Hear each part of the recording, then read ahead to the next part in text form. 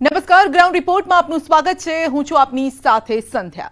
ઠંડી કહે છે મારું કામ, શીતલહેર બોલાવી રહી છે સુસવાટા. હવે લાગે છે કે જામ્યો શિયાળો. ડિસેમ્બરના બીજા અઠવાડિયામાં ઠંડીએ પોતાનો અસલી મિજાજ બતાવવાનું શરૂ કર્યું. ઉત્તર ભારતમાં હિમવર્ષા અને તેની અસર છેક ગુજરાત સુધી થઈ રહી છે. ઠંડી સાથે હવે માવઠાની પણ થઈ રહી છે આગાહી. શું ડિસેમ્બરમાં ઠંડી અને માવઠાનો થશે ડબલ એટેક?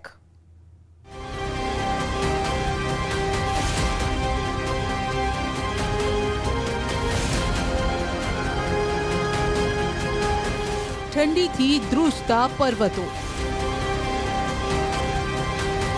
ઠંડીમાં બધું જ ઠપ. હિમવર્ષાએ વધારી મુશ્કેલી, થીજી ગયા તળાવ. હવે તો ઠંડી મારી નાખશે. પહેલી નજરમાં આ તસવીરો કોઈ ફિલ્મ જેવી લાગે છે, જેમાં બધું જ જામી ગયું છે. તસવીરો બદલાય છે, પણ ઠંડીનું તાંડવ બધી જગ્યાએ એક જેવું જ છે. ઉત્તર ભારતથી લઈ ગુજરાત સુધી ઠંડીએ પ્રચંડ આક્રમણ કર્યું છે. જોઈ લો, હવે તો ઠંડીમાં ગુજરાત પણ ધ્રુજી રહ્યું છે. માટે જ કાતિલ કોલ્ડ વેવથી સાવધાન રહેજો, કારણ કે ઠંડી સાથે માવઠું ભૂક્કા બોલાવશે. કદાચ અમુક વિસ્તારને માવઠું અસર કરી શકે. જો કે અત્યારે આપણે લાંબા ગાળાનું અનુમાન છે એટલે એટલું ચોક્કસ ન કહી શકાય કે આ માવઠું થશે, પણ શક્યતાઓ અત્યારે માનીને ચાલવાનું છે. જો ડિસેમ્બરમાં માવઠું થાય તો લગભગ મારું એવું માનવું છે કે 21 થી લઈને 24 ડિસેમ્બર સુધીમાં રાજ્યના અમુક વિસ્તારમાં માવઠું થઈ શકે છે. અમદાવાદમાં ઉત્તરાયણ જેવો પવન ફૂંકાયો. નલિયા અને રાજકોટ સૌથી ઠંડા શહેર.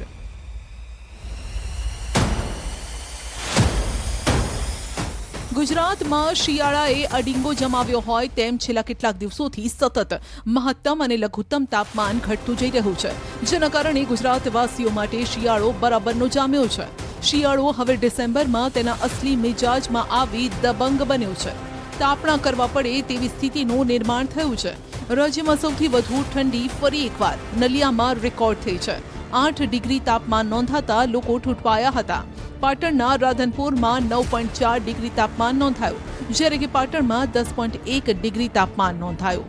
નર્મદામાં 10.6 ડિગ્રી, જ્યારે મહીસાગરના લુણાવાડામાં 10.5 ડિગ્રી તાપમાન, દાહોદમાં 11.5 ડિગ્રી અને અંબાજીમાં 11.6 ડિગ્રી લઘુત્તમ તાપમાન નોંધાયું છે.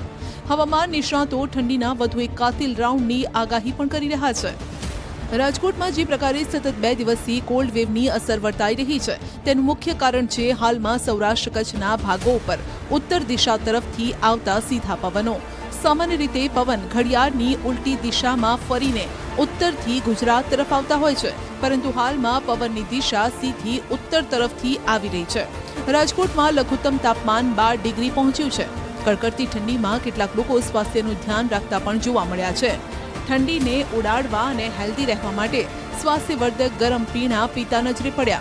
ઠંડીનો ચમકારો વધતા જાહેર બગીચાઓમાં પણ કસરત અને મોર્નિંગ વોક માટે લોકો ઉમટી રહ્યા છે. લોકો અહીં કાશ્મીર જેવી ઠંડીનો અનુભવ કરતા નજરે પડ્યા છે. અત્યાર સુધીમાં છેલ્લા ઘણા વર્ષોમાં આવી ઠંડી નથી પડી, પણ ખરેખર જે આટલી ઠંડીમાં જે મજા આવે છે અને જે જ્યુસ પીવાની મજા આવે છે, વોકિંગ કરવાની મજા આવે છે, આખી અનેરી છે. એકદમ વાતાવરણ જાણે કાશ્મીર હોય કે શિમલા હોય એવી પરિસ્થિતિ. રાજકોટમાં અંદર રેસકોર્સમાં જાવ આના કરતા પણ બધું ઠંડી અને મજા આવું વાતાવરણ છે. એનાથી એટલો આનંદ આવે છે. અને મારી વાત સાંભળો, જે બધા હિલ સ્ટેશનમાં ફરવા જાય છે અને 12 ડિગ્રી ઠંડી લઈ છે, અત્યારે રાજકોટમાં છે તો બધાએ 12 રેસકોર્સમાં ફરવા આવવું જોઈએ. ભલે આ ઠંડી કાશ્મીર કે અન્ય કોઈ હિલ સ્ટેશનનો અનુભવ કરાવતી હોય, પણ રાજકોટવાસીઓએ વધારે સાવધાન રહેવું પડશે, કારણ કે અહીં તો ઠંડીનું યલો એલર્ટ જાહેર કરાયું છે. રાજકોટમાં તાપમાન 9 ડિગ્રી રહી શકે છે, એટલે ઠંડીમાં રાજકોટવાસીઓ ઠૂંઠવાઈ જશે. राजकोट में कल कोल्ड वेव ऑब्जर्व हुआ है और जो फोरकास्ट दिया गया है गुजरात सारे दोनों मेडसिव रीजन के लिए नो लार्ज चेंज में दिया गया है. लेकिन सौराष्ट्र कच्छ में जो राजकोट डिस्ट्रिक्ट है या कोल्ड वेव येलो वार्निंग के साथ कोल्ड वेव का वार्निंग दिया गया है और ज़्यादातर तापमान में परिवर्तन नहीं रहेगा. सारे गुजरात स्टेट में। सर कारण क्या है? अभी जो राजकोट में कोल्ड वेव होने का कारण है, उत्तर पूर्व से पूर्व का जो हवा का दिशा बोला गया, उधर नॉर्दर्नली कंपोनेंट, उत्तर जो कंपोनेंट है, उत्तरी हवा के जो कंपोनेंट ज़्यादा है, इसलिए वहाँ कोल्ड वेव का चांसेस हो रहा है। સતત 2 દિવસથી સૌરાષ્ટ્ર અને કચ્છમાં કોલ્ડ વેવની આગાહીના પગલે નલિયા અને રાજકોટમાં છેલ્લા 2 દિવસથી કોલ્ડ વેવની અસર વર્તાઈ રહી છે. નલિયામાં તાપમાન રોજ નવા રેકોર્ડ બનાવી રહ્યું છે. લોકોનું વહેલી સવારે અને રાત્રે ઘરની બહાર નીકળવું પણ મુશ્કેલ બની ગયું છે.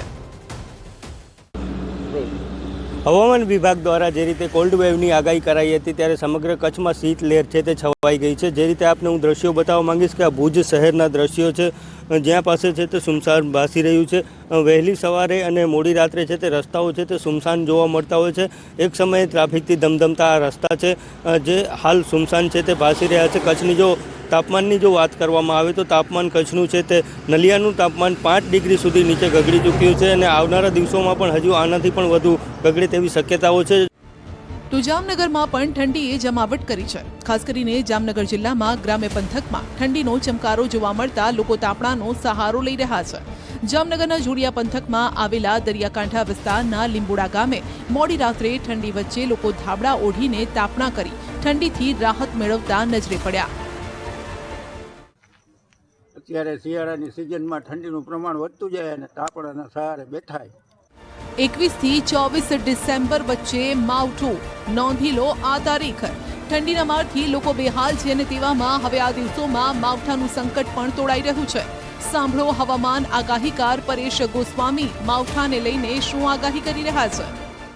અત્યારે જે તમિલનાડુ અને કેરળ ઉપર જે વરસાદી સિસ્ટમો સક્રિય છે એમાંથી એક મજબૂત સિસ્ટમ છે એ બંગાળની ખાડી ઉપર થઈ તમિલનાડુ, પોંડિચેરી થઈ અને કેરળ ઉપર થઈ અને અરબ સાગરમાં પ્રવેશ કરવાની છે. એ અરબ સાગરમાં પ્રવેશ કર્યા પછી ઉત્તર પશ્ચિમ દિશા તરફ ગતિ કરશે.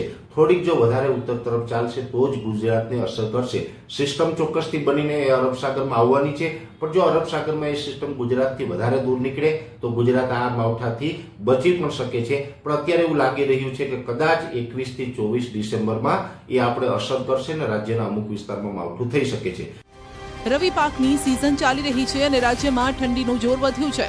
રાજ્યમાં જૂનાગઢમાં 10 થી 12 ડિગ્રી તાપમાન નોંધાઈ રહ્યું છે અને ત્યારે શિયાળુ પાક જેમાં ખાસ કરીને ઘઉં અને ચણાના પાકને ઠંડી અસર કરે છે. જે ખેડૂતોએ ઘઉંનું વાવેતર થોડું મોડું કર્યું છે તેની વૃદ્ધિ પર અસર થઈ શકે છે. બીજી તરફ ચણાના પાકને આ વાતાવરણ ખૂબ અનુકૂળ હોવાથી ફાયદો થશે અને સારી વૃદ્ધિ થશે તેમ વૈજ્ઞાનિકો કહી રહ્યા છે. ચણાના જે પાકો છે આ પાકોને જે આ તાપમાન છે એ વધારે અનુકૂળ હોય તો એમાં સારી વૃદ્ધિ આપને જોવા મળી શકશે. શાકભાજીના પાકોમાં જે પણ પાકો ફૂલ અવસ્થાએ છે તેમજ ફળ આવવાની જે શક્યતાઓ છે અથવા તો આપણે ફૂલ બંધાવવાની જે તબક્કાઓ છે આ તબક્કાઓ ઉપર ઠંડા તાપમાનની વધારે અસર થતી હોય છે. તો ઠંડીનો ચમકારો વધતા બજારો વહેલી બંધ થઈ જાય છે. સાંજ પડતાની સાથે લોકો પોતાના ઘરમાં પુરાઈ જાય છે. બીજી તરફ બનાસકાંઠા પોલીસ રાત્રિના 12 વાગે પણ આંતરરાજ્ય ચેકપોસ્ટ પર કડકડતી ઠંડીમાં તાપણાના સહારે પોતાની ફરજ નિભાવી રહી છે. 31 સપ્ટેમ્બર નજીક આવતા કડકડતી ઠંડી વચ્ચે પણ બનાસકાંઠા પોલીસ એલર્ટ બની છે, જેથી બુટલેગરોના દારૂ ઘુસાડવાના પેંતરા નાકામયાબ થઈ રહ્યા છે. ધાનેરા તાલુકાની 3 જેટલી આંતરરાજ્ય ચેકપોસ્ટ પર પોલીસ કડક ચેકિંગ કરી રહી છે. કડકડતી ઠંડી વચ્ચે પણ પોલીસ જવાનો પોતાની ફરજ નિષ્ઠાપૂર્વક બજાવી રહ્યા છે. રાજસ્થાન રાજ્યના રાણીવાડા અને સાંચોર પોલીસ સ્ટેશનનો સમાવેશ થાય છે અને ધાનેરા પોલીસ સ્ટેશનની હદમાં 3 આંતરરાજ્ય ચેકપોસ્ટો આવેલી છે: અનાપુર, છોટા, વાસણ અને સાંચોર. અત્યારે વધુ પડતા માણસો ચેકપોસ્ટો પર તૈનાત કરીને તમામ વાહનો સઘન રીતે ચકાસવા તેમજ કોઈ પણ પ્રતિબંધિત વસ્તુ ગુજરાતમાં ન પ્રવેશે તેની ખાતરી કરવી. ઉદયપુરમાં પણ શીત લહેરનો કહેર. ઉદયપુરનો આ નજારો જોઈ લો. શહેરમાં શીત લહેરના કારણે કડકડતી ઠંડી પડી રહી છે. સવારના સમયે તળાવ પર ધુમ્મસની ચાદર કુદરતી સુંદરતામાં ચાર ચાંદ લગાવી રહી છે. ઉદયપુર આવેલા પ્રવાસીઓ અત્યારે શિમલા જેવા વાતાવરણનો અનુભવ કરી રહ્યા છે. તો આબુમાં પારો 5 ડિગ્રી પહોંચ્યો છે. ગુજરાતીઓના ફેવરિટ હિલ સ્ટેશન માઉન્ટ આબુમાં અત્યારે ઠંડી તેના રેકોર્ડ તોડી રહી છે. માઉન્ટ આબુમાં તાપમાનનો પારો -5 ડિગ્રીએ પહોંચ્યો. માઉન્ટ આબુમાં અનેક સ્થળોએ બરફની સફેદ ચાદર છવાઈ. પાર્ક કરેલી કાર ઉપર પણ બરફના બરફના થર જામ્યા। આ બરફના થરને કાર પરથી હટાવતા સહેલાણીઓના વિડીયો સોશિયલ મીડિયામાં વાયરલ થઈ રહ્યા છે। ત્યારે માઉન્ટ આબુમાં મોટી સંખ્યામાં પહોંચી રહેલા પ્રવાસીઓએ ફૂલ ગુલાબી ઠંડીની મજા માણી। ત્યારે આબુમાં તાપમાનનો પારો ગગડતા ગુજરાતના પ્રવાસીઓ મોટી સંખ્યામાં અહીં પહોંચી રહ્યા છે। જો કે સતત માઉન્ટ આબુમાં તાપમાનનો પારો ગગડતા સ્થાનિક લોકોના જનજીવન પર કાતિલ ઠંડીની અસર પણ વર્તાય છે। ઉત્તર ભારતના પર્વતીય વિસ્તારોમાં હિમવર્ષાનો રાઉન્ડ ચાલુ છે। પહાડો પર હિમવર્ષા શરૂ થઈ ગઈ છે। બદ્રીનાથથી શિમલા સુધી સફેદ ચાદર પથરાઈ ગઈ છે। પ્રવાસીઓ ખુશનુમા વાતાવરણનો મન મૂકીને આનંદ પણ માણી રહ્યા છે। ઉત્તરાખંડના અલ્મોડા જિલ્લામાં સિઝનની પ્રથમ હિમવર્ષા શરૂ થઈ।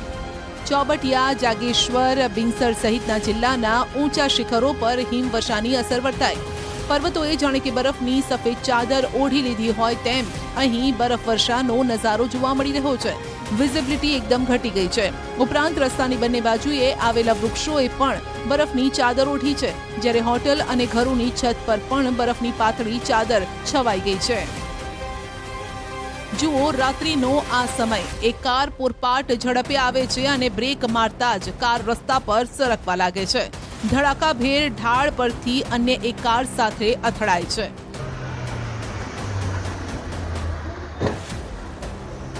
મનાલીમાં આ એક નહીં રાત્રિના સમયે આવા કેટલાય કાર ચાલકોને અનુભવ આવો થયો છે, કારણ કે મોડી રાત્રે રસ્તાઓ પર બરફ જામી ગયો છે, જેના કારણે વાહનો કંઈક આ રીતે લપસી રહ્યા છે। બનાવની જાણ થતાં જ તંત્રની ટીમ તાત્કાલિક કામે લાગી ગઈ।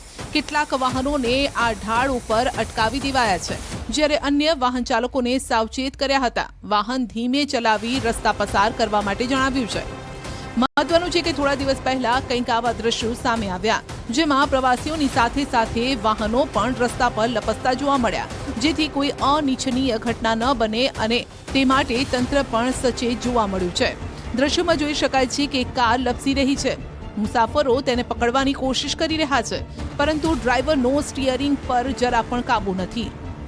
જો થોડી વધારે ચૂક થઈ હોત તો વાહનો ખાઈમાં પણ ખાબકી શકત।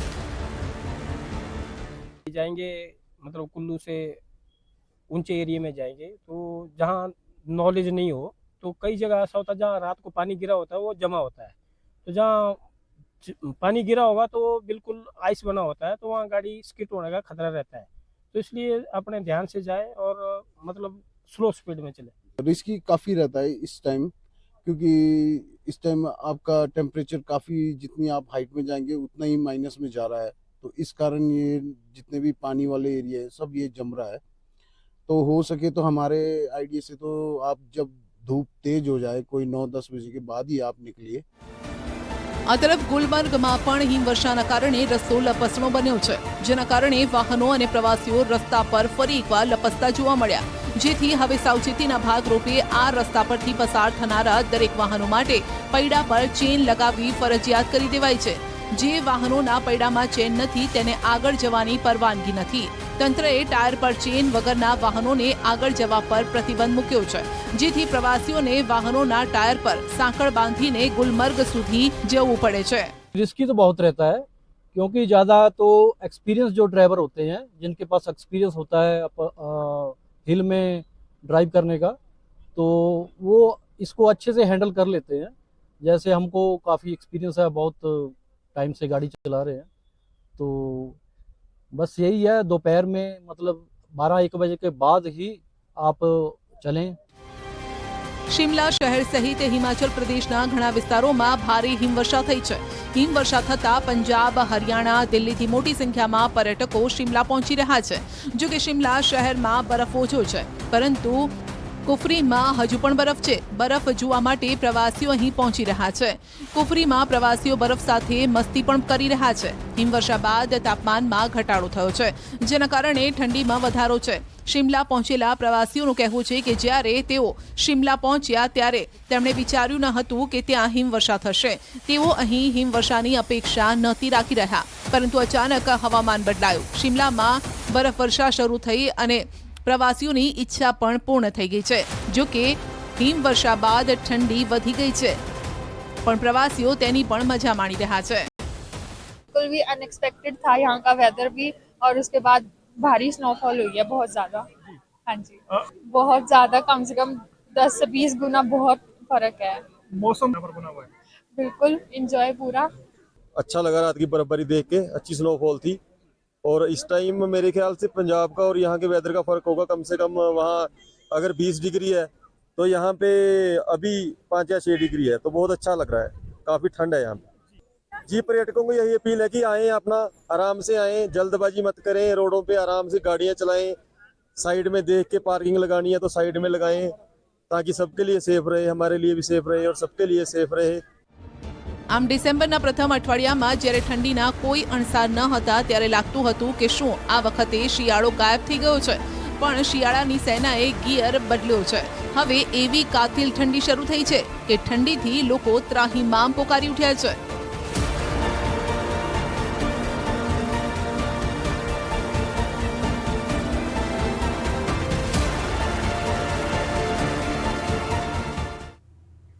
રાજ્યમાં અસલી છે શું? આ સવાલ એટલા માટે થાય છે કારણ કે રાજ્યમાં વધી રહી છે નકલીની બોલબાલા। નકલી જ નકલી બધું પકડાઈ રહ્યું છે। નકલી ખાદ્ય તેલ, નકલી એને હુકમ, ત્યાં સુધી કે નકલી યુનિવર્સિટી અને નકલી ડોક્ટરોની તો આખી ફોજ પકડાઈ છે।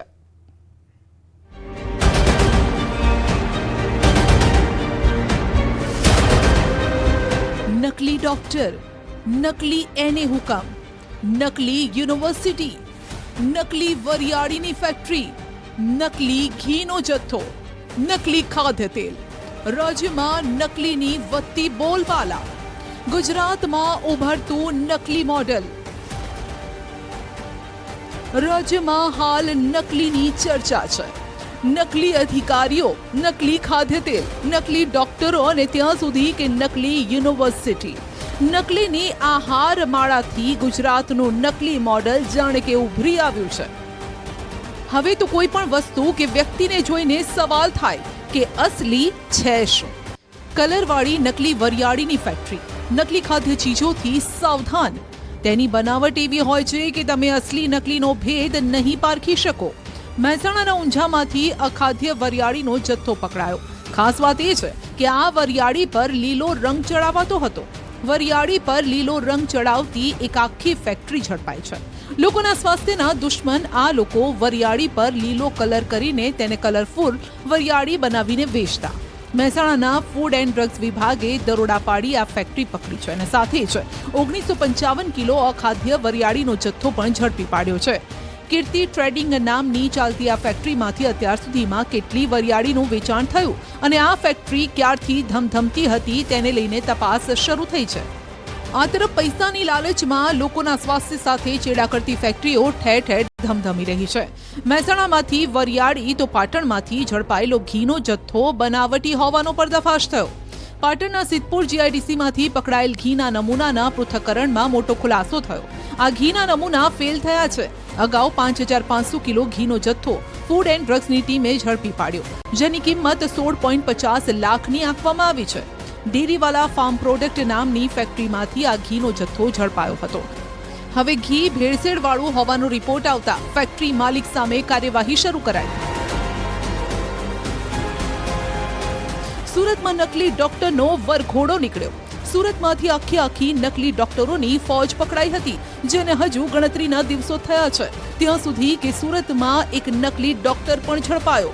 કાપોદ્રા પોલીસે અકલેશ સિંઘ નામના નકલી ડોક્ટરને દબોચી લીધો, જે કાપોદ્રાના વલ્લભનગરમાં કિરણ ક્લિનિક ચલાવતો હતો, જેની પાસે કોઈ પણ પ્રકારની મેડિકલ ડિગ્રી ન હતી।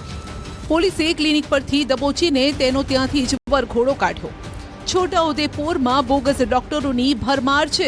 રાજ્યમાં ઝોલાછાપ ડોક્ટરોનો રાફડો ફાટ્યો છે અને ત્યારે ન્યૂઝ 18 ગુજરાતી દ્વારા છોટાઉદેપુર જિલ્લામાં રિયાલિટી ચેક કરતા ડિગ્રી વિનાના 2 બોગસ ડોક્ટર ન્યૂઝ 18ના કેમેરામાં કેદ થયા। અંતરિયાળ આદિવાસી વિસ્તારના મંડલવા ગામમાં એક ઝૂંપડામાં મૂળ કોલકાતાનો ડિગ્રી વિનાનો ડોક્ટર લોકોના આરોગ્ય સાથે ચેડા કરતો હોવાનું સામે આવ્યું। આ તબીબે જણાવ્યું કે તેની પાસે ડિગ્રી નથી અને છતાં તે બિંદાસ પ્રેક્ટિસ કરે છે। વધુમાં નકલી ડોક્ટરે ખુદ જણાવ્યું કે અગાઉ તેના પર કેસ પણ થઈ ચૂક્યો છે। તેણે પોતે સ્વીકાર્યું કે તે ખોટું કામ કરી રહ્યો છે। બીજી તરફ ઝૂંપડામાં તબીબ બેરોકટોક મેડિકલ વેસ્ટ પણ ફેંકી રહ્યો છે। 9 થી 10 સાલ રહ્યો છું यहाँ पे मंडलवा गांव में। मेरा नाम मृत्युंजय विश्वास है, मैं कोलकाता रहवासी हूँ। वो तो सही तो नहीं है, एक तरफ से सही तो नहीं है तो गलत है। जो जिसका डिग्री है वही डिग्री के ऊपर चलना चाहिए। एलोपैथी तो एलोपैथी, होम्योपैथी तो होम्योपैथी। केस हुआ था पहले, वो केस तो कंप्लीट हो गया।